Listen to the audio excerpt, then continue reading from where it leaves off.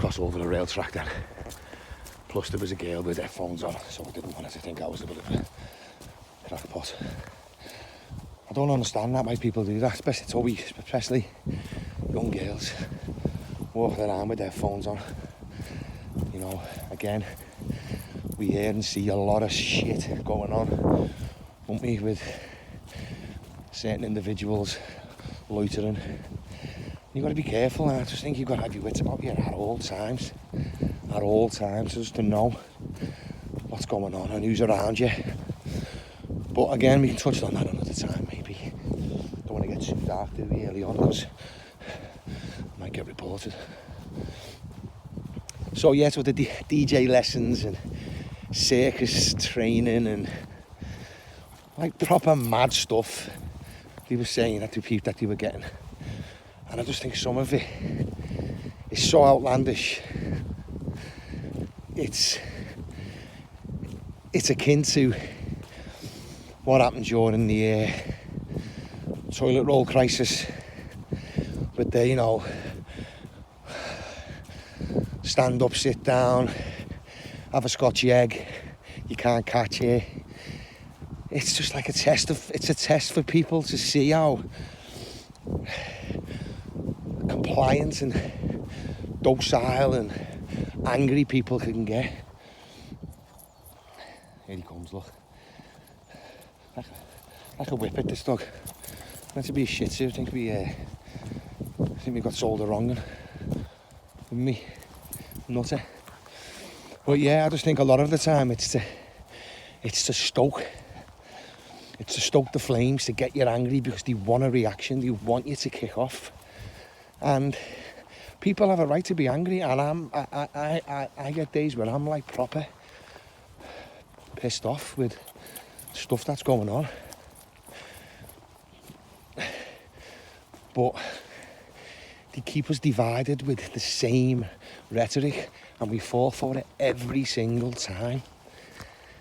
I just think back to, again, 2020 maybe it was, mid to late 2020, and I went on a march with the family to Manchester.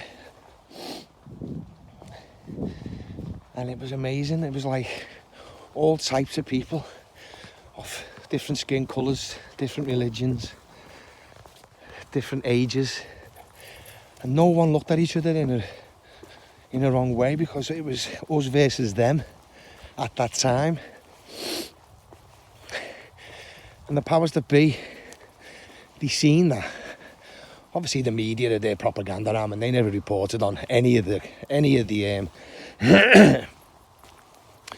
marches, because they didn't want people sitting at home shaking in fear to see that there was masses of people out there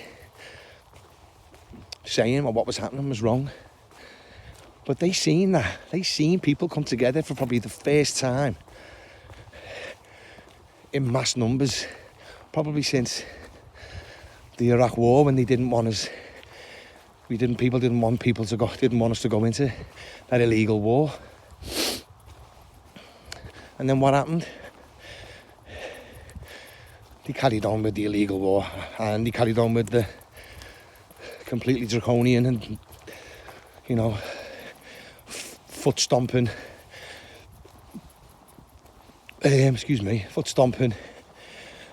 lockdowns, and continue back to their age-old playbook of divide and conquer. And we fell for it again, and we're back to probably where we were before that, where we're all fighting over whether there's not women can have penises and stuff. Do you know what I mean? Stuff that's just like completely ridiculous. It's not really important. It's to keep you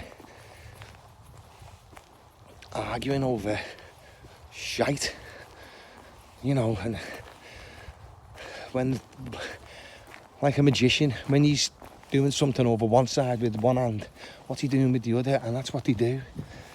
They have you arguing over some pathetic legislation that is just like completely ridiculous, or you're all kicking off over, you know, circus fucking training and PlayStations and stuff, and they're pulling a fast one somewhere else. People need to realise that that's why we'll never ever win this war that we're in.